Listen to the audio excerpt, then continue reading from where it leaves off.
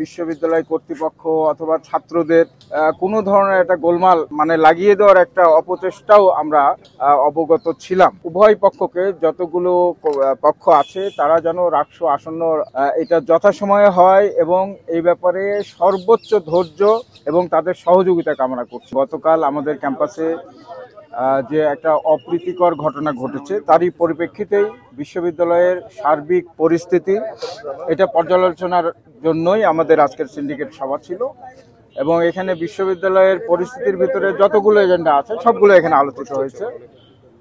প্রথমত এই ধরনের একটা যে নজিরবিহীন ঘটনা ঘটেছে, বিশ্ববিদ্যালয়ের একজন উপাচার্য যেভাবে শারীরিকভাবে তিনি লাঞ্ছিত হয়েছেন এটার জন্য সিন্ডিকেট নিন্দা জ্ঞাপন করেছে এবং এই ঘটনার সুষ্ঠু তদন্তের স্বার্থে সিন্ডিকেট সিদ্ধান্ত নিয়েছে আমরা আভ্যন্তরীণ যে তদন্ত কমিটি একটি হবে আর আরেকটি বিচার বিভাগীয় একদম নিরপেক্ষ তদন্তের স্বার্থে বিচার বিভাগীয় একটি তদন্তের জন্য সিন্ডিকেট এটা সুপারিশ করছে, এরকম সিদ্ধান্ত গ্রহণ করা হয়েছে। এরপরে সার্বিক আমরা এক ধরনের আশঙ্কা করছি, গতকালকে আমরা নানাভাবে যে খবর পাচ্ছিলাম আমাদের বিশ্ববিদ্যালয়ের আশেপাশের যে এলাকাগুলি এগুলোর সাথে এক ধরনের বিশ্ববিদ্যালয় কর্তৃপক্ষ অথবা ছাত্রদের কোনো ধরনের একটা গোলমাল লাগিয়ে দেওয়ার একটা অপচেষ্টাও আমরা অবগত ছিলাম।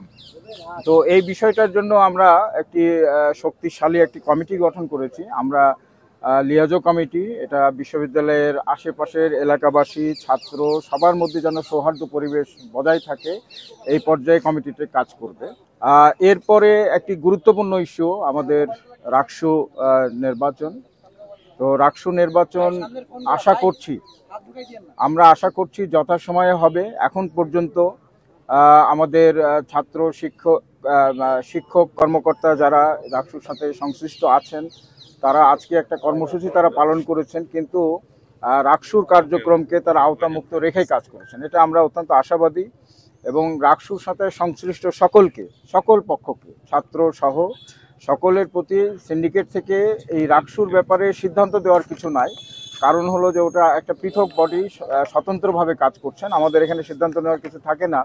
আমরা উভয় পক্ষকে যতগুলো পক্ষ আছে তারা যেন রাকসু এটা যথাসময়ে হয় এবং এই ব্যাপারে সর্বোচ্চ ধৈর্য এবং তাদের সহযোগিতা কামনা করছি আমরা সিন্ডিকেটের তরফ থেকে। প্রাতিষ্ঠানিক সুবিধার ব্যাপারে আমি বলবো এরপরে যে ঘটনাকে কেন্দ্র করে আমাদের কালকের এই ধরনের একটি যে ইস্যুটিকে কেন্দ্র করে সেটা নিয়েও এখানে আলোচিত হয়েছে এবং আমরা যথাযথভাবে গতকালকে যে ঘোষণাটা দিয়েছিলাম এটার কিছু আনুষ্ঠানিকতার জন্য এটা সিদ্ধান্ত গ্রহণের জন্য কিছু বডি আছে, সেই বডিগুলোতে যেতে হয়। এগুলো আমরা দ্রুতই হয়তো সেই বডিগুলোর সভা ডাকবো।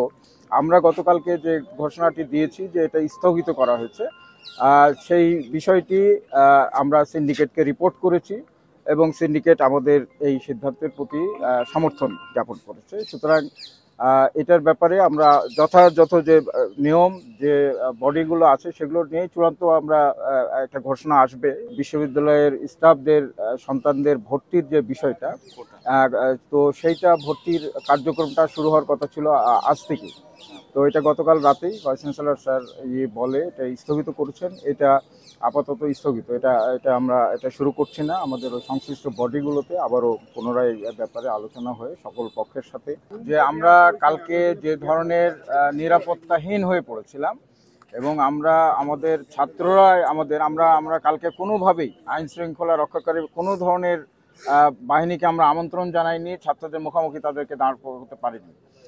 আমাদের ছাত্ররাই আমাদের জন্য যথেষ্ট ছিল, কিন্তু আমরা কালকে যে ধরনের আচরণ লক্ষ্য করেছি তাতে আমরা সত্যিকার অর্থেই আমি ব্যক্তিগতভাবে সহ আমি যেমনভাবে প্রশাসক হলেও আমি একজন শিক্ষক, আমি অত্যন্ত নিরাপত্তাহীন বোধ করেছি। তো ক্যাম্পাসের ছাত্র শিক্ষক সবাই আমরা কালকে যে ধরনের একটা ঘটনা ঘটছিল তাতে কিন্তু এটা আমার মনে হয় যে তৃতীয় পক্ষ একটা সুযোগ নিতে পারতো, এটা যে কোনো ধরনের এখানে একটা আরও মারাত্মক কিছু হতে পারতো। তো এটা নিয়েও আমরা সচেতন আছি।